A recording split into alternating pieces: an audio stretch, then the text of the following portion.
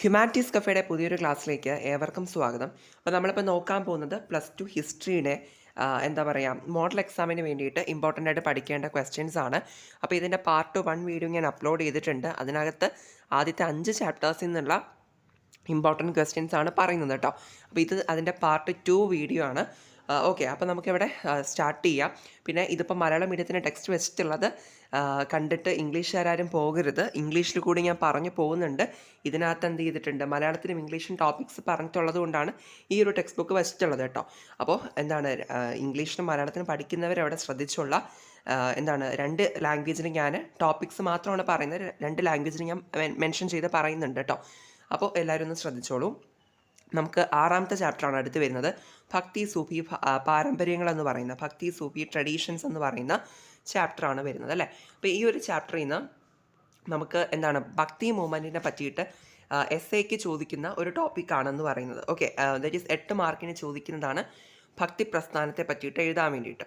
Okay, ഈ ഒരു ചാപ്റ്ററിൻ്റെ ആദ്യം ഒരു ഇൻട്രൊഡക്ഷനും കാര്യങ്ങളൊക്കെ കുറേ കാര്യങ്ങൾ പറയുന്നുണ്ട്. അതിനൊക്കെ ശേഷം തന്നെയാണ് ഈ ഭക്തി മൂവ്മെൻറ്റിനെ പറ്റിയിട്ട് പറഞ്ഞു തുടങ്ങുന്നത് കേട്ടോ. അപ്പോൾ അത് മുതൽ നിങ്ങളൊന്ന് വായിച്ചോളാം. പിന്നെ ഇതാ ഈ ഒരു ഏർലി ട്രഡീഷൻസ് ഓഫ് ഭക്തി, പോയംസ് ഓഫ് പ്രയർ, പ്രാർത്ഥനാ ഗീതങ്ങൾ എന്നൊക്കെ പറഞ്ഞിട്ട് അതിൻ്റെ കാര്യങ്ങൾ തന്നെയാണ് പറയുന്നത്. സഗുണ ഭക്തി, നിർഗുണ ഭക്തിനെ പറ്റിയിട്ടൊക്കെ ഇതിനകത്ത് പറയുന്നുണ്ട്. പിന്നെ ആൾവാർസും നായനാസും, തമിഴ്നാട്ടിലെ ആഴ്വാരന്മാരും നായനന്മാരും, ഓക്കെ, ആ കാര്യം പറയുന്നുണ്ട്. പിന്നെന്താണ് ആട്രിബ്യൂട്ട്സ് ടുവേർഡ്സ് കാസ്റ്റ്, ജാതിയോടുള്ള മനോഭാവം എങ്ങനെയായിരുന്നു ഭക്തി മൂവ്മെൻറ്റിനകത്ത്. സ്ത്രീ ഭക്തർ, വിമൻ ഡിവോട്ടീസിനെ പറ്റിയിട്ട് പറയുന്നുണ്ട്. ഓക്കെ, പിന്നെ അതുപോലെ തന്നെ രാഷ്ട്രവുമായുള്ള ബന്ധം എങ്ങനെയാണ്, റിലേഷൻസ് വിത്ത് ദ സ്റ്റേറ്റ്, ഇത്രയും കാര്യങ്ങൾ ഇത് ചേർത്ത് പറയുന്നുണ്ട്. പിന്നെ അതോടൊപ്പം തന്നെ നമ്മുടെ എന്താ പറയുക വീരശൈവ ട്രഡീഷനും പറയുന്നുണ്ട് കേട്ടോ. അപ്പോൾ ഇതൊക്കെ കൂടി ചേർത്ത് എഴുതുമ്പോഴാണ് ഭക്തി മൂവ്മെൻറ്റിൻ്റെ എസ്സേ ആകുന്നത്, കംപ്ലീറ്റ് ആവുന്നത് കേട്ടോ, 8 മാർക്കിന് ചോദിക്കുന്ന സമയത്ത്. പക്ഷേ നമുക്ക് 8 മാർക്കിന് അഥവാ ചോദിച്ചില്ല എന്നുണ്ടെങ്കിൽ പലപ്പോഴും ചോദിക്കുന്ന രീതി എങ്ങനെയാണെന്ന് വെച്ചിട്ടുണ്ടെങ്കിൽ സെപ്പറേറ്റ് ആയിട്ട് ഇതിൽ ഓരോ കാര്യങ്ങളും എടുത്ത് ചോദിക്കാറുണ്ട്. ഫോർ എക്സാമ്പിൾ ഇപ്പോൾ ഇവിടെ ഞാൻ പറഞ്ഞിട്ടുണ്ട് സഗുണ ഭക്തി, നിർഗുണ ഭക്തി അല്ലേ. അപ്പോൾ അത് മാത്രമായിട്ട് 2 മാർക്കിന് ചോദിക്കാം. എന്താണ് സഗുണ ഭക്തി, എന്താണ് നിർഗുണ ഭക്തി, അല്ലെങ്കിൽ 1 വേർഡിന് അത് ചോദിക്കാം. അതുപോലെ തന്നെ തമിഴ്നാട്ടിലെ ആൾവാർസിനെ നായനാർസിനെ പറ്റിയിട്ട് എഴുതാൻ വേണ്ടിയിട്ട് ഇതും ഒരു 2ഓ 4ഓ മാർക്കിന് സെപ്പറേറ്റ് ആയിട്ട് ചോദിക്കാറുണ്ട്. അപ്പോൾ നിങ്ങളിത് സെപ്പറേറ്റ് ആയിട്ട് കൂടി എന്ത് ചെയ്യുക, പഠിച്ച് വെച്ചേക്കുക. പിന്നെ അതുപോലെ ഇവിടെ പറയേണ്ടത് വിമൻ ഡിവോട്ടീസ് ആണെങ്കിൽ പലപ്പോഴും 1 വേർഡ്സിനോ അല്ലെങ്കിൽ 2 മാർക്കിനൊക്കെ ചോദിക്കും. ഭക്തി മൂവ്മെൻറ്റിലെ ഏതെങ്കിലും 2 സ്ത്രീ ഭക്തരുടെ പേരെഴുതൂ എന്നൊക്കെ പറഞ്ഞിട്ട് 2 മാർക്കിനും ചോദിക്കാറുണ്ട്. അപ്പോൾ ഇത് എന്ത് ചെയ്യുക, ഭക്തി മൂവ്മെൻറ്റ് മുഴുവൻ ഒരു എസ്സേ ആയിട്ട് പറഞ്ഞുവെങ്കിലും നമ്മൾ ഇതിനകത്തുള്ള കാര്യങ്ങൾ കൂടി സെപ്പറേറ്റ്ലി ഒന്ന് മനസ്സിലാക്കുക. എസ്സേ ചോദിച്ചില്ലെങ്കിൽ ഇതിനകത്തുള്ള ഇത്തരത്തിലുള്ള കാര്യങ്ങളൊക്കെ സെപ്പറേറ്റ് ആയിട്ട് നമുക്ക് ചോദിക്കാറുണ്ട്. മനസ്സിലായോ? ഓക്കെ, അതുപോലെ ഇമ്പോർട്ടൻ്റ് ആയിട്ട് പഠിക്കേണ്ട ഒരു ഷോർട്ട് എസ്സേ ചോദ്യമാണ് വീരശൈവ ട്രഡീഷൻ ഇൻ കർണാടക എന്ന് പറയുന്നത്. അതായത് കർണാടകയിലെ വീരശൈവ പാരമ്പര്യത്തെക്കുറിച്ചിട്ട് ബാസവണ്ണയാണ് ഇത് കൊണ്ടുവരുന്നത്. ഇത് എല്ലായ്പ്പോഴും ചോദിക്കുന്ന ഒരു 4ഓ 5ഓ മാർക്കിന് ചോദിക്കുന്ന ഒരു സെപ്പറേറ്റ് ക്വസ്റ്റ്യൻ ആണ്. ഇത് നിങ്ങളെല്ലാവരും പഠിക്കുക, എളുപ്പമാണ് വീരശൈവ ട്രഡീഷൻ. അതുകൊണ്ട് അതെന്ത് ചെയ്യുക, സ്കിപ്പ് ചെയ്യാണ്ട് തന്നെ പഠിച്ചു വെച്ചേക്കാം കേട്ടോ. ഇനി ഈ ഒരു ചാപ്റ്ററിൽ നിന്ന് ഇമ്പോർട്ടൻ്റ് ആയിട്ട് പഠിക്കേണ്ട ഒരു ടോപ്പിക്കാണ് കാൻകാഹുകളും സിൽസിലകളും എന്ന് പറയുന്നത്. അതായത് കാൻകാസും സിൽസിലാസും. ഇത് നമുക്കൊരു 2 മാർക്കിന് ചോദിക്കാം, 1 വേർഡ്സിന് വരാം, 4 മാർക്കിന് വരാം, ഇങ്ങനെയൊക്കെ വരാൻ ചാൻസ് ഉള്ള ഒരു ടോപ്പിക്കാണ്. ഇതെല്ലാവരും പഠിച്ചിട്ട് പോകട്ടെ. കാൻകാസും സിൽസിലാസും ഇമ്പോർട്ടൻ്റ് ആണ്, എന്ത് ചെയ്യുക, നോക്കിയിട്ട് വേണം പോകാനായിട്ട്. ഇനി നിങ്ങൾക്ക് ഇങ്ങനൊരു ടോപ്പിക് കാണാൻ പറ്റും, ഉപഭൂഖണ്ഡത്തിലെ ചിഷ്ടികൾ, that is Chishtis in the subcontinent. അതിനകത്ത് തന്നെ life in the Chishti khanqah എന്ന് പറഞ്ഞിട്ട് ചിഷ്ടി കാൻകാഹുകളിലെ ജീവിതം എങ്ങനെയായിരുന്നു എന്നുള്ളത്. ഈ ഒരു ടോപ്പിക് യഥാർത്ഥത്തിൽ നമുക്ക് ഇതിനകത്തുനിന്ന് ഒരുപാട് 1 വേർഡ്സ് വരാറുണ്ട് കേട്ടോ. അപ്പോൾ ഈ ടോപ്പിക് നിങ്ങൾ വായിച്ചിട്ട് പോകണം 1 വേർഡ്സിന് വേണ്ടിയിട്ട്. പല ആൾക്കാരുടെ പേരും പല കാര്യങ്ങളും അതിനകത്ത് പറയുന്നുണ്ട്. ആ ടോപ്പിക് കംപ്ലീറ്റ് ആയിട്ട് പഠിച്ചിട്ട് തന്നെ പോവുക. അതുപോലെ തന്നെ ഇങ്ങനൊരു ടോപ്പിക്കാണ് ചിഷ്ടി ഡിവോഷണലിസം, സിയാറത്തൻ കവാലിയും വളരെ ഇമ്പോർട്ടൻ്റ് ആയിട്ടുള്ള ക്വസ്റ്റ്യൻസ് ആണ്. സിയാറത്തും കവാലിയും അല്ലേ, മലയാളത്തിലും അങ്ങനെ തന്നെയാണ് പറയുന്നത്. അപ്പോൾ ഇത് നമുക്ക് 2 മാർക്കിനോ, ഞാൻ നേരത്തെ കാൻകാസും സിൽസിലാസും പറഞ്ഞില്ലേ, അതുപോലെ ഇത് നമുക്ക് ചോദിക്കാം കേട്ടോ. രണ്ടും കൂടി ചേർത്തിട്ടോ എങ്ങനെ വേണോ നമുക്ക് ചോദിക്കാൻ ചാൻസ് ഉണ്ട്. അപ്പോൾ നിങ്ങളിതിലെന്ത് മറ്റേ നേരത്തെ പറഞ്ഞ ഏതാണ് കാൻകാസ്, സിൽസിലാസ്, അതുപോലെ തന്നെ ഈ സിയാറത്തും കവാലിയും, ഈ 4 ടേംസുകളും എന്താണ് കോൺസെപ്റ്റ് എന്നുള്ളത് പഠിക്കുക. പിന്നെ ഈ ടോപ്പിക്കിനകത്ത് നിന്നൊക്കെ തന്നെ 1 വേർഡ്സും ചോദിക്കാറുണ്ട് പല രീതിയിൽ. അപ്പോൾ ഈ പറഞ്ഞ ടോപ്പിക്കുകൾ എന്ത് ചെയ്യുക, കൃത്യമായിട്ടൊന്ന് വായിച്ച് മനസ്സിലാക്കിയിട്ട് പോവുക. പിന്നെ നമുക്ക് ഇങ്ങനൊരു ടോപ്പിക് കാണാം നെക്സ്റ്റ്, ലാംഗ്വേജസ് ആൻഡ് കമ്മ്യൂണിക്കേഷൻ, ഭാഷകളും ആശയവിനിമയം. എവിടെയും അഗെയിൻ കുറച്ച് വൺ വേർഡ്സ് ആണ് വരുന്നത്. നിങ്ങൾ ജസ്റ്റ് എന്ത് ചെയ്യുക, വായിച്ച് മനസ്സിലാക്കിയിട്ട് പോയാൽ മതിയാവും കേട്ടോ. ഒരു 2-3 വൺ വേർഡ്സ് ഒക്കെ തന്നെയാണ് വരുന്നത്. ഒരു കുഞ്ഞു ടോപ്പിക്കാണ്. അതെന്ത് ചെയ്യുക, അതുകൂടി ഒന്ന് വായിച്ച് മനസ്സിലാക്കുക. ഓക്കെ. പിന്നെ ഈ ഒരു ചാപ്റ്ററിൽ നിന്ന് ഒരു ഷോർട്ട് എസ്സേ മോഡലിലൊക്കെ പഠിക്കേണ്ടി വരുന്ന ക്വസ്റ്റ്യൻ ഈ ഒരു ടോപ്പിക്കാണ്.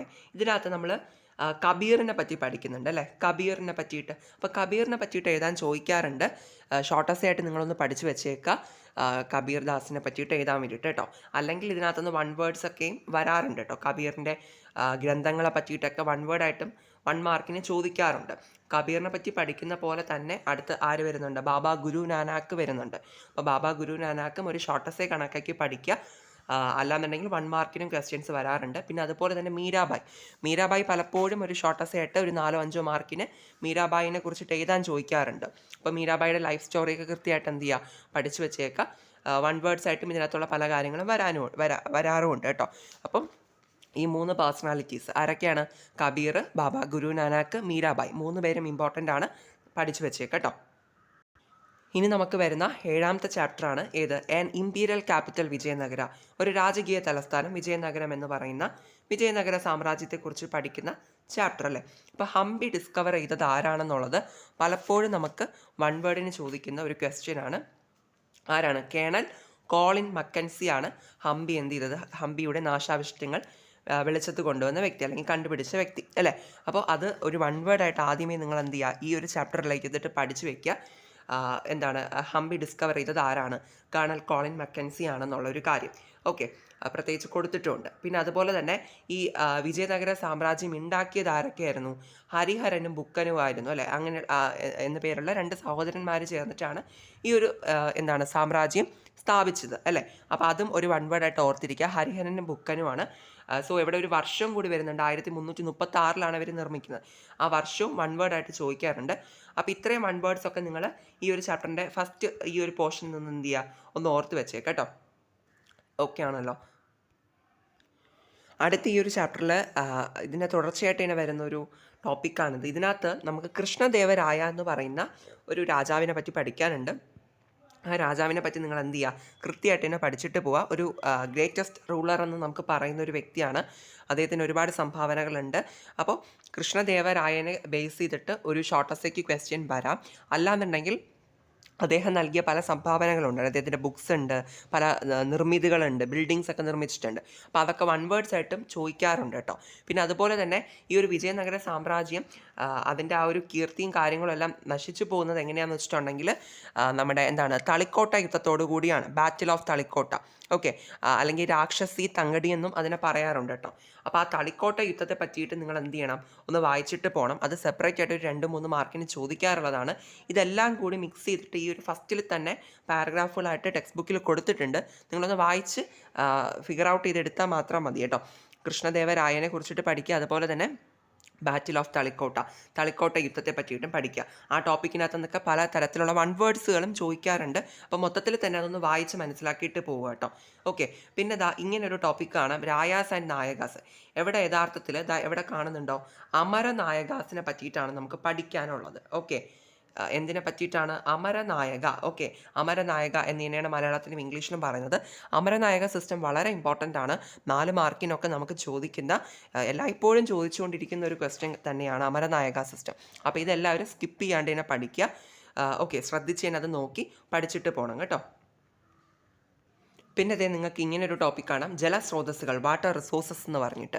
അപ്പോൾ അതിൽ വേറെ ഒന്നും പഠിക്കാനില്ല, ഒരു 2 മാർക്കിൻ്റെ ക്വസ്റ്റ്യൻ മാത്രമേ ഉള്ളൂ. അതായത് വിജയനഗര സാമ്രാജ്യത്തിലെ ജലസ്രോതസ്സുകൾ ഏതൊക്കെയാണെന്ന് പറഞ്ഞ് നമ്മളടുത്ത് ചോദിക്കും, വാട്ടർ റിസോഴ്സസ് ഏതൊക്കെയാണെന്നുള്ളത്.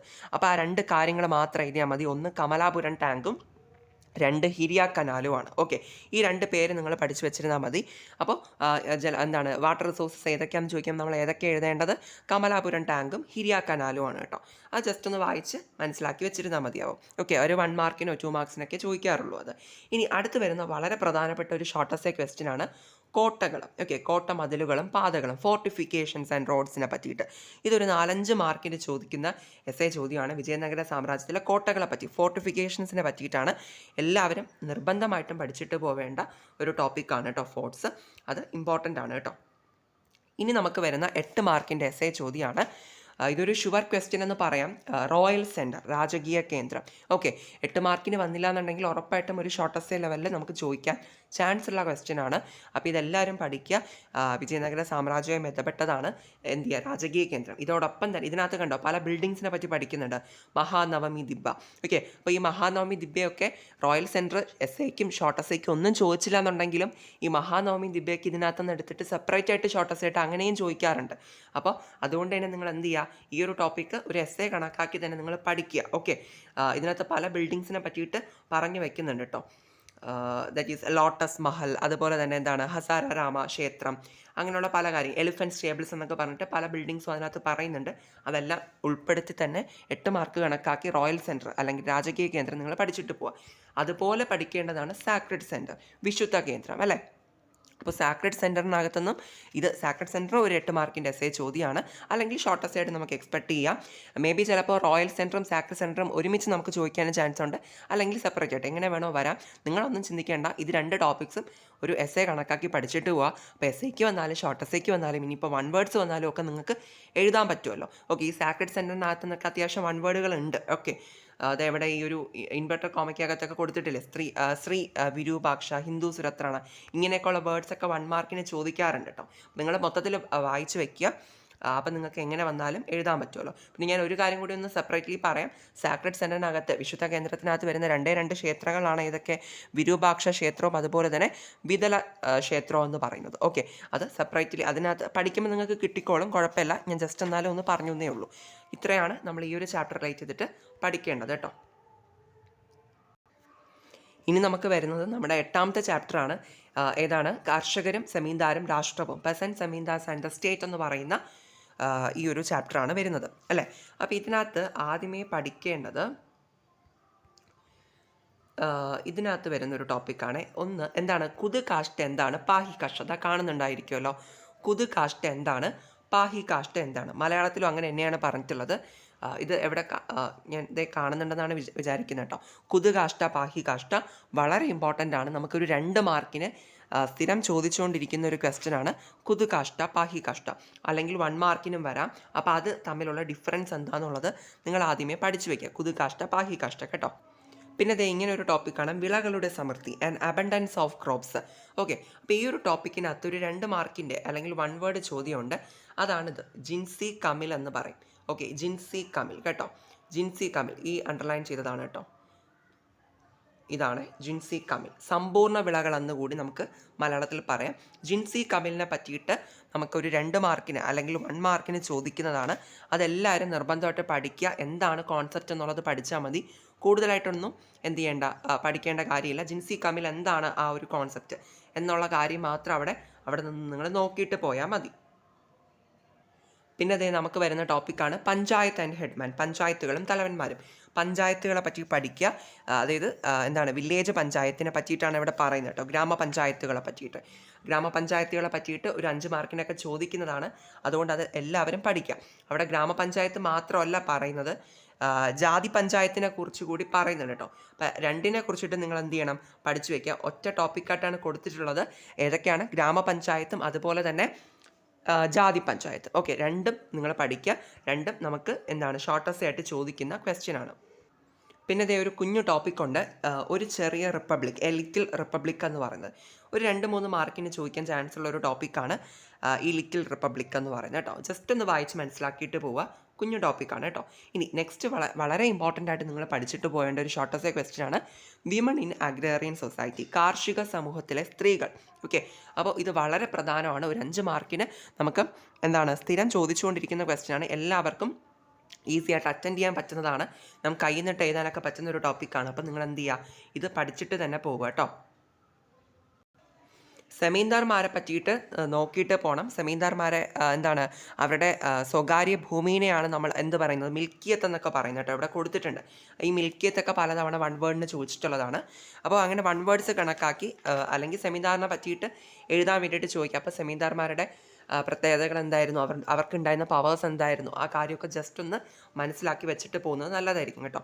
ഇനി ഒരു ചാപ്റ്ററിൽ വരുന്ന ഒരു 2 മാർക്കിൻ്റെ ക്വസ്റ്റ്യൻ ഉണ്ട്. ഞാൻ പറഞ്ഞു വന്ന ക്വസ്റ്റ്യൻ ഇതാണ് കേട്ടോ. ലാൻഡ് റവന്യൂ സിസ്റ്റം, ഭൂനികുതി സമ്പ്രദായം എന്ന് പറഞ്ഞിട്ടൊരു ടോപ്പിക്കാണ്. ഇതിനകത്ത് നമുക്ക് അതിനെ പറ്റിയല്ല ചോദിക്കുന്നത്, ഈ ഒരു 2 കാര്യങ്ങളാണ്. ഞാൻ ജസ്റ്റ് ഒന്ന് അണ്ടർലൈൻ ചെയ്യാൻ പറ്റുമെന്ന് നോക്കട്ടെ. അതായത് ജമ ഹസിലാണ് കേട്ടോ. ഇതിലെല്ലാ കളറും കൂടി വരുന്നത്. ഒരു മിനിറ്റ്. യെസ്, ജമയും അതുപോലെ തന്നെ ഹസിലും. ഓക്കെ, ക്ലിയർ ആണല്ലോ. ജമ ഹസിൽ എന്താണ്? മലയാളത്തിലും അങ്ങനെ തന്നെയാണ് പറയുന്നത്. ജമ എന്താണ്, അതുപോലെ തന്നെ ഹസിൽ എന്താണ്? ഓക്കെ, അപ്പോൾ ലാൻഡ് റവന്യൂ സിസ്റ്റങ്ങളാണ് ഇത് രണ്ടും എന്ന് പറയുന്നത്. അപ്പോൾ ഇത് രണ്ട് എന്താണ് ഡിഫറൻസസ് എന്നുള്ളത് മനസ്സിലാക്കി വെച്ചേക്കുക. 1 മാർക്കിനോ 2 മാർക്സിനോ ഒക്കെ ചോദിക്കുന്ന ക്വസ്റ്റ്യനാണ്. അപ്പോൾ ഇതെന്ത് ചെയ്യുക, എല്ലാവരും പഠിച്ചു വെക്കുക, ജമയും ഹസിലും എന്താണെന്നുള്ളത് കേട്ടോ. ഇനി നമുക്ക് ഈ ഒരു ചാപ്റ്ററിൽ ആകെപ്പാടെ ഒരൊറ്റ ക്വസ്റ്റ്യനെ പ്രധാനമായിട്ട് വരുന്നുള്ളൂ. അതൊരു 8 മാർക്കിൻ്റെ ക്വസ്റ്റ്യനാണ്. ഏതാണെന്നറിയോ? ഇതാണ് കേട്ടോ, എയ്ന എക്ബാരി. ഓക്കെ, അബുൽ ഫസൽ അലാമി എഴുതിയ എയ്ന എക്ബാരി എന്ന് പറയുന്ന ബുക്കിനെ പറ്റിയിട്ടാണ്. അബുൽ ഫസൽ അലാമിയുടെ എയ്ന എക്ബാരി, മലയാളത്തിലും അങ്ങനെ തന്നെയാണ് പറയുന്നത്. അപ്പോൾ ഇതൊരു ടെക്സ്റ്റ് ബുക്കാണ്. അപ്പോൾ ഇതെന്ത് ചെയ്യാറുണ്ട്, 8 മാർക്കിന് ചോദിക്കുന്ന രസേ ചോദ്യമാണ്. എയ്ന എക്ബാരിക്ക് ഒരുപാട് പ്രത്യേകതകളുണ്ട്, അതിനൊക്കെ കുറിച്ചിട്ട് ചോദിക്കാറുണ്ട്. ഓക്കെ, ആൻഡ് ഓൾസോ ഇതിന് കുറച്ച് വിമർശനങ്ങളും വരാറുണ്ട്. ഇതിന് കുറച്ച് പരിമിതികളുമുണ്ട് ഈ എയ്ന എക്ബാരി എന്ന് പറയുന്ന ബുക്കിന്. അതിനെക്കുറിച്ചിട്ട് നമുക്ക് എസ്ഐക്ക് മീൻസ് എല്ലാം കൂടി ചേർത്തിട്ടായിരിക്കും നമുക്ക് ചോദിക്കുന്നുണ്ടാവുക. 8 മാർക്കിന് വന്നില്ലെങ്കിൽ 5 മാർക്കിൻ്റെ ഷോർട്ടസ്റ്റ് സെക്ഷൻ ഉണ്ടല്ലോ, അതിനകത്തും വരാൻ ചാൻസ് ഉണ്ട്. അപ്പോൾ ഇത് പറ്റുന്നവരെല്ലാം പഠിച്ചിട്ട് പോവുക. കുറച്ച് ഡിഫിക്കൽട്ടായിട്ട് ഫീൽ ചെയ്യാം, പക്ഷേ വായിച്ച് നോക്കൂ. പറ്റുന്ന പോലെയുള്ള പോയിൻറ്റ്സ് ഒക്കെ നിങ്ങൾ എന്ത് ചെയ്യുക, ഇതിനകത്തുനിന്ന് പഠിച്ചിട്ട് പോവുക കേട്ടോ. ഇനി നമുക്ക് വരുന്നത് നമ്മുടെ 9ാമത്തെ ചാപ്റ്ററാണ്. അത് അഡീഷണൽ ടെക്സ്റ്റിലാണല്ലോ വരുന്നത്. അഡീഷണൽ ടെക്സ്റ്റിലെ ഫസ്റ്റ് ചാപ്റ്റർ ആയിട്ടാണല്ലോ വരുന്നത്, ക്രോണിക്കിൾസിൻ്റെ ചാപ്റ്റർ. അപ്പോൾ നമുക്ക് അതിനകത്തുള്ള കാര്യങ്ങൾ പറയാം കേട്ടോ. അപ്പോൾ ക്രോണിക്കിൾസിനെ പറ്റിയിട്ട് ആദ്യമേ തന്നെ ക്രോണിക്കിൾസിന് എക്സാമ്പിൾസ് നിങ്ങൾ പഠിച്ചിട്ട് പോവുക. എന്താണ്, അക്ബർനാമ, ബാദ്ഷാനാമ, അലങ്കീർനാമ, ഹുമയൂൺ നാമ ഒക്കെ കൊടുത്തിട്ടുണ്ട്. ഈ പേരുകളൊക്കെ നിങ്ങളൊന്ന് നോക്കിയിട്ട് പോയാൽ മതിയാവും കേട്ടോ. ഓക്കെ, അപ്പോൾ അക്ബർനാമയെ പറ്റിയിട്ട് കുറച്ചുകൂടി ഡിഫൈൻ ചെയ്ത് പറയുന്നുണ്ട്. അപ്പോൾ അത് നിങ്ങൾ കുറച്ചുകൂടി ഒന്ന് ശ്രദ്ധിച്ച് പഠിച്ചിട്ട് പോകട്ടോ. എന്താണ്, 1 വേർഡ്സ് ആയിട്ടൊക്കെ നമുക്ക് വരാൻ ചാൻസ് ഉണ്ട്, അത്രയേ ഉള്ളൂ. പിന്നെ ഈ ഒരു ചാപ്റ്ററിൽ നിന്ന് വളരെ ഇമ്പോർട്ടൻ്റ് ആയിട്ട് പഠിക്കേണ്ട ഒരു ടോപ്പിക്കാണ് പ്രിപ്പറേഷൻ ഓഫ് ക്രോണിക്കിൾസ്. ക്രോണിക്കിൾസ് എങ്ങനെയാണ് പ്രിപ്പയർ ചെയ്തതെന്നുള്ളത് കേട്ടോ. അപ്പോൾ ഇത് നിങ്ങൾ പഠിച്ചിട്ട് പോകണം. ക്രോണിക്കിൾസിൻ്റെ പ്രിപ്പറേഷൻ നമുക്കൊരു 4 മാർക്കിന് ചോദിക്കുന്ന സ്ഥിരം ചോദിച്ചുകൊണ്ടിരിക്കുന്ന ഒരു ക്വസ്റ്റ്യനാണ്. അല്ല, ക്വസ്റ്റ്യൻ ചോദിച്ചില്ല എന്നുണ്ടെങ്കിലോ 1 വേർഡ്സ് വരാം. ഇവിടെ ഇറ്റാലിക്സിൽ കൊടുത്തിട്ടില്ലേ, കിതാബ് ഖാന, നസ്റ്റാലി, കലം എന്നൊക്കെ പറയും. ഇതൊക്കെ വെച്ചിട്ട് 1 മാർക്കിനും ക്വസ്റ്റ്യൻസ് വരാറുണ്ട്. അപ്പോൾ പ്രിപ്പറേഷൻ ഓഫ് ക്രോണിക്കിൾസ് നിങ്ങൾ എന്ത് ചെയ്യുക, നിർബന്ധമായിട്ടും പഠിച്ചിട്ട് പോവേണ്ട ക്വസ്റ്റ്യനാണ് കേട്ടോ. ഇനി അടുത്ത് പഠിക്കേണ്ടത് ഈ ഒരു ക്വസ്റ്റ്യൻ കണ്ടോ, behind the curtain role of women. അതായത് മുഗൾ എംപയർ, മുഗൾ സാമ്രാജ്യത്തിലെ സ്ത്രീകളുടെ സിറ്റുവേഷൻ എങ്ങനെയായിരുന്നു എന്നുള്ളൊരു, അല്ലെങ്കിൽ സ്ത്രീകളുടെ പങ്കാളിത്തം എങ്ങനെയായിരുന്നു എന്നാണ് ഇതിനകത്ത് പറയുന്നത് കേട്ടോ. അപ്പോൾ ഇത് നിങ്ങൾ പഠിച്ചിട്ട് പോകണം. ഇത് നമുക്ക് ചോദിക്കുന്ന ഒരു ഷോർട്ടസ്റ്റ് ആയിട്ട് ചോദിക്കുന്ന ഒരു ടോപ്പിക്കാണ്. ഗുൽബഡൻ ബീഗത്തെ പറ്റിയിട്ടും എന്താണ്, നൂർജഹാനെ പറ്റിയിട്ടൊക്കെ നമുക്ക് പഠിക്കാനുണ്ട് കേട്ടോ ഇതിനകത്ത്. അപ്പോൾ അത് നിങ്ങൾ കംപ്ലീറ്റ് ആയിട്ട് പഠിച്ചിട്ട് പോകണേ. പിന്നെ അല്ലെങ്കിൽ ഇതിനകത്തുനിന്ന് 1 വേർഡ്സും ചോദിക്കാം കേട്ടോ. അതുകൊണ്ട് തന്നെ കംപ്ലീറ്റ് ആയിട്ട് നോക്കിയിട്ട് പോകണം. പിന്നെ വരുന്നത് ഈ ഒരു age of harmony and interaction. Okay, അപ്പോൾ ഇതിനകത്ത് ഇത് നിങ്ങൾ വായിച്ചിട്ട് പോവേണ്ട ഒരു ടോപ്പിക്കാണ്. ഈ ഒരു ഇബദത്ത് ഖാന ഇറ്റാലിക്സിൽ കൊടുത്തിട്ടുണ്ട്, ഞാൻ പ്രത്യേകിച്ച് അണ്ടർലൈൻ ചെയ്യുന്നില്ല. ഇബദത്ത് ഖാന, അതുപോലെ തന്നെ സുൽഹിക്കുൾ, ഇതൊക്കെ 1 മാർക്കിനും അതുപോലെ തന്നെ 2 മാർക്സിനും ചോദിക്കുന്ന ക്വസ്റ്റ്യൻ ആണ്. അപ്പോൾ ആ ഒരു ടോപ്പിക് കംപ്ലീറ്റ് ആയിട്ട് നിങ്ങളൊന്ന് വായിച്ചിട്ട് പോവുക കേട്ടോ. ഇനി നമുക്ക് ഈ ഒരു ടോപ്പിക്ക് മുതൽ officers of the Mughal state മുതൽ നിങ്ങൾ കംപ്ലീറ്റ് ആയിട്ട് പഠിക്കേണ്ട ടോപ്പിക്ക് തന്നെയാണ്. 1 വേർഡ്സ് ഒക്കെ വരുന്നുണ്ട്. അതുപോലെ provincial administration, centralised but decentralised. ഇത് എന്താണ്, സെപ്പറേറ്റ് ആയിട്ട് നമുക്കൊരു 4 മാർക്കിനോ 3 മാർക്കിനോ ഒക്കെ ചോദിക്കുന്ന ക്വസ്റ്റ്യൻ ആണ്. അപ്പോൾ എന്ത് ചെയ്യുക, നിങ്ങളിത് കംപ്ലീറ്റ് ആയിട്ട് പഠിക്കുക. ഇവിടെ കുറേ കാര്യങ്ങൾ പറയുന്നുണ്ട്. ഈ ഇറ്റാലിക്സിൽ കൊടുത്തിട്ടുള്ള വാക്കുകളൊക്കെ അതൊക്കെ നിങ്ങൾ പഠിക്കേണ്ടതാണ്. വായിക്കുമ്പോൾ മനസ്സിലാവും. മുഗൾ സാമ്രാജ്യത്തിലെ പ്രൊവിൻഷ്യൽ അഡ്മിനിസ്ട്രേഷൻ, പ്രവിശ്യ ഭരണത്തെക്കുറിച്ചിട്ടാണ് പറയുന്നത് കേട്ടോ. ഓക്കെ, ദെൻ അടുത്ത് വരുന്ന എസ്സേ ടോപ്പിക്കാണ് contribution to the cultural plurality of India എന്ന് പറയുന്നത് കേട്ടോ.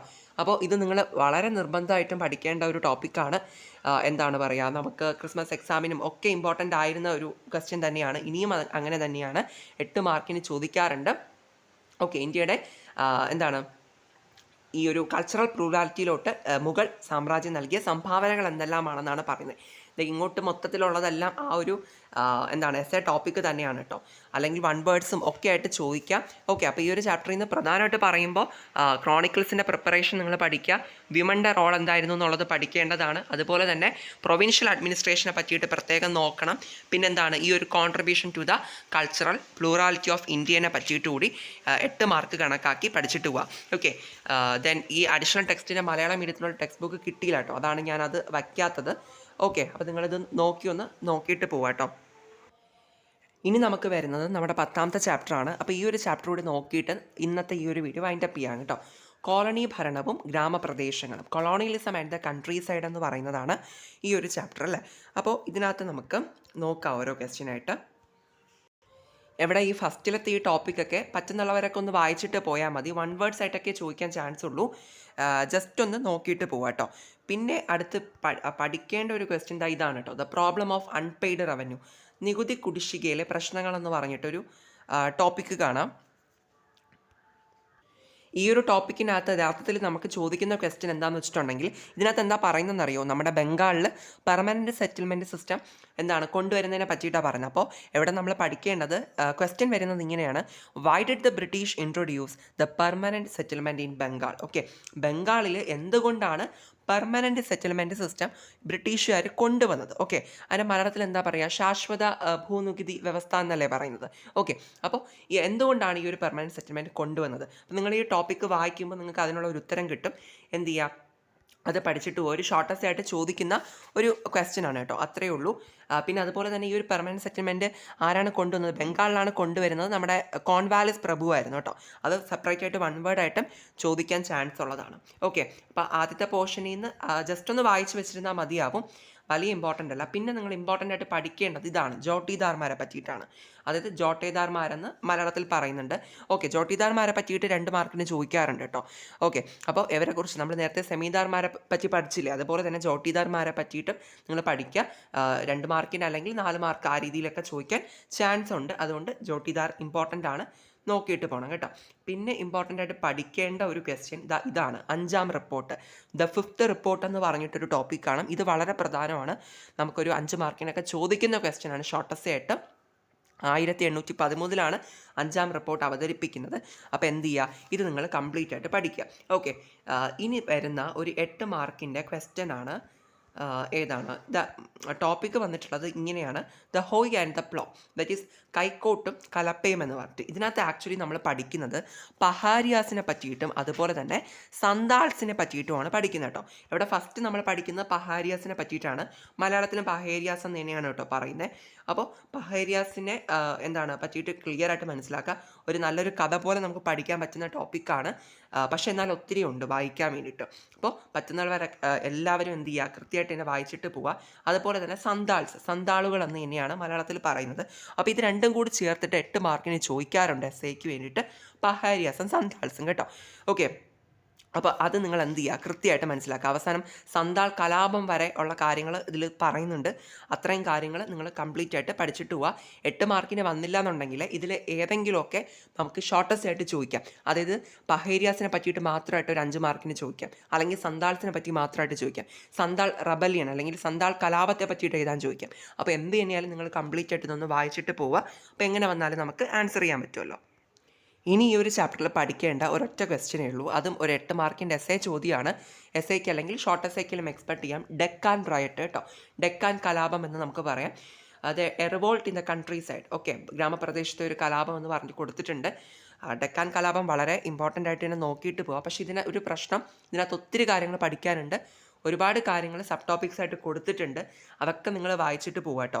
The accounts books are burned എന്നൊക്കെ പറഞ്ഞിട്ട് ഒരുപാട് സബ് ടോപ്പിക്സ് ഇതിനകത്ത് വരുന്നുണ്ട്.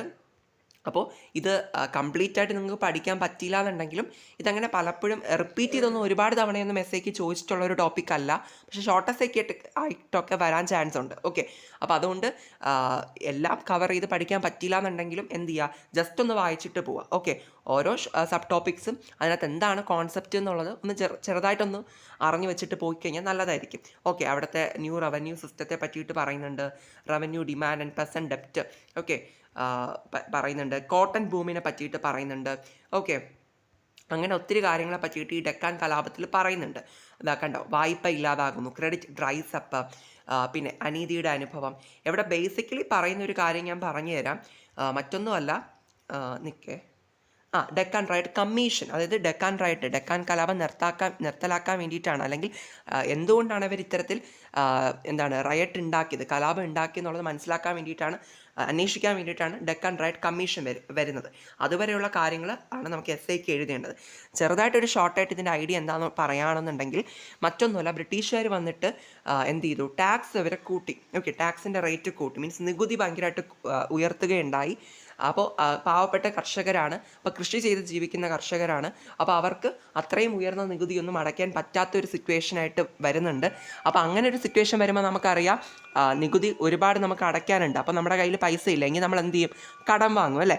അപ്പോൾ അതുപോലെ തന്നെ നമ്മുടെ കർഷകർ മണി ലെൻഡേഴ്സിൻ്റെ കയ്യിൽ നിന്ന്, അതായത് പണം പലിശയ്ക്ക് കൊടുക്കുന്ന ആൾക്കാരുടെ കയ്യിൽ നിന്ന് പൈസ കടം മേടിച്ച് എന്ത് ചെയ്യുന്നുണ്ട്, ബ്രിട്ടീഷുകാർക്ക് നികുതിയെല്ലാം അടയ്ക്കുന്നുണ്ട്. ഓക്കെ, അപ്പോൾ ഈ മണി ലെൻഡേഴ്സ് എന്ന് പറയുമ്പോൾ ബ്രിട്ടീഷുകാരെക്കാളും അപ്പുറമായിരുന്നു. കാരണം അവർ ഉയർന്ന പലിശ ഈടാക്കുന്നുണ്ടായിരുന്നു, വലിയ രീതിയിലുള്ള ഇൻട്രസ്റ്റ് റേറ്റുകളായിരുന്നു കർഷകരെ കയ്യിൽ നിന്ന് മേടിക്കുന്നത് കേട്ടോ. അപ്പോൾ അതുകൊണ്ട് തന്നെ ഈ പാവപ്പെട്ട കർഷകർക്ക് ഒരിക്കലും ആ ഒരു ഇൻട്രസ്റ്റും അടച്ചു തീർക്കാൻ പറ്റില്ല, അവർ മേടിച്ച കാശും തിരിച്ചടയ്ക്കാൻ പറ്റില്ല. അപ്പോൾ അങ്ങനെ വരുമ്പോൾ അവരെന്ത് ചെയ്യും, കടക്കെണിയിലായിട്ട് മാറും. ഓക്കെ, ആ ഒരു കാര്യമാണ്, അതായത് കർഷകരുടെ ആ ഒരു ദയനീയമായിട്ടുള്ള ഒരു അവസ്ഥയെ പറ്റിയിട്ട്, പിന്നെ വലിയ ദാരിദ്ര്യം വരുന്നുണ്ട്. അപ്പോൾ അങ്ങനെയൊക്കെയുള്ള അവരുടെ ആ ഒരു ബുദ്ധിമുട്ടുകളെ പറ്റിയിട്ടാണ് ഇതിനകത്ത് ബേസിക്കലി പറയുന്നത്. അത്രയും ബുദ്ധിമുട്ട് അവർക്ക് സഹിക്കാതായപ്പോൾ, അതായത് ഇത്രയും എക്സ്പ്ലോയിറ്റേഷൻ ആണെന്ന് പറയാം, ചൂഷണമാണെന്ന് പറയാം അല്ലേ. അപ്പോൾ ആ ഒരു കാര്യം അത് അവർക്ക് ബിയർ ചെയ്യാൻ പറ്റാത്തൊരു സിറ്റുവേഷൻ വന്നപ്പോഴാണ് അവർ ഈ ഒരു കലാപം സ്റ്റാർട്ട് ചെയ്യുന്നത് കേട്ടോ. ഓക്കെ, ഇതിനെതിരെയൊക്കെ ഫൈറ്റ് ചെയ്യാൻ തുടങ്ങുന്നത്. ഓക്കെ, ഈ ഡെക്കാൻ കലാപം തന്നെ സൂപ്പർ റിവോൾട്ട് എന്നോ പൂന റിവോൾട്ട് എന്നൊക്കെ പറഞ്ഞിട്ട് ചോദിക്കാറുണ്ട്. ഡെക്കാനിൽ തന്നെ സ്പെസിഫിക് ആയിട്ട് ഈ ഒരു സൂബ ഗ്രാമത്തിലൊക്കെയാണ് നടക്കുന്നത് കേട്ടോ. അതുകൊണ്ട് അങ്ങനെയും പറഞ്ഞിട്ട് പേരുകളിൽ ചോദിക്കാറുണ്ട്. പറ്റുന്നവരെല്ലാം ഈ ഒരു ടോപ്പിക്ക് കംപ്ലീറ്റ് ആയിട്ട് ഒരു തവണയെങ്കിലും ജസ്റ്റ് ഒന്ന് വായിച്ചിട്ടെങ്കിലും പോവുക, കാര്യം മനസ്സിലാക്കിയിട്ട് പോവുക. അപ്പം ഷോർട്ടസ്റ്റ് ആയിട്ടൊക്കെ വന്നു കഴിഞ്ഞാൽ നമുക്ക് ആൻസർ ചെയ്യാൻ പറ്റണമല്ലോ, അത്രയേ ഉള്ളൂ. ഓക്കെ, അപ്പോൾ ഇത്രയാണ് നമ്മൾ ഇന്നത്തെ വീഡിയോയിൽ നോക്കുന്നത്. ഇനി എനിക്കറിയാം 5 ചാപ്റ്റേഴ്സ് കൂടിയാണ് ഇനി ബാക്കി നിൽക്കുന്നത്. അതിൻ്റെ വീഡിയോ ഞാൻ നാളെ രാവിലെ തന്നെ അപ്ലോഡ് ചെയ്തേക്കാം കേട്ടോ. ഓക്കെ, അപ്പോൾ ഇനി കൂടുതൽ ഇതാക്കി കഴിഞ്ഞാൽ വീഡിയോ നല്ല ലെന്തി ആവുന്നുണ്ടല്ലോ, അതുകൊണ്ടാണ് ബാക്കി കൂടി പറയാത്തത്. പിന്നെ നമ്മുടെ ക്രൊണോളജിയുടെ മാപ്പ് ക്വസ്റ്റ്യൻസിൻ്റെ വീഡിയോ ഒക്കെ ഞാൻ ഓൾറെഡി ചെയ്തിട്ടുണ്ട്. ഇമ്പോർട്ടൻ്റ് എസ്സേ ചോദ്യങ്ങൾ സെപ്പറേറ്റ് ആയിട്ട് ഒരു വീഡിയോ ഒക്കെ ചെയ്തിട്ടുണ്ട്. ഞാൻ അതിൻ്റെയൊക്കെ ലിങ്ക് ഡിസ്ക്രിപ്ഷനിൽ കൊടുത്തേക്കാം. പിന്നെ 1 വേർഡ്സിൻ്റെ വീഡിയോസ്, വെയിറ്റേജിൻ്റെ വീഡിയോ ഒക്കെ ചെയ്തിട്ടുണ്ട് കേട്ടോ. നിങ്ങൾ ജസ്റ്റ് ഹോം പേജ് ഒന്ന് സ്ക്രോൾ ചെയ്ത് നോക്കുകയാണെങ്കിൽ ആവശ്യമുള്ളതൊക്കെ കിട്ടും. ഓക്കെ, ക്രൊണോളജി മാപ്പും ഈ 2 വീഡിയോസ് ഞാൻ ഡിസ്ക്രിപ്ഷനിൽ കൊടുത്തേക്കുകയും ചെയ്യാം കേട്ടോ. ഓക്കെ, അപ്പോൾ അത്രയേ ഉള്ളൂ. ഇനി നിങ്ങൾക്ക് എന്തെങ്കിലും ഡൗട്ട്സ് ഉണ്ടെന്നുണ്ടെങ്കിൽ കമൻറ്റ് സെക്ഷനിൽ അറിയിക്കുക. പിന്നെ സൗണ്ട് ക്ലിയർ ആണോ ഇല്ലയെന്ന് എനിക്ക് അറിഞ്ഞുകൂടാ, എനിക്ക് കുറച്ച് പനിയും ഇഷ്യൂസൊക്കെ ആയിട്ട് ഇരിക്കുകയാണ് കേട്ടോ. അതുകൊണ്ടാണ് സൗണ്ട് കുറച്ചൊരു ഇടർച്ച ഉണ്ടായത്. സോറി. ഓക്കെ, അപ്പോൾ അത്രയേ ഉള്ളൂ. Thank you.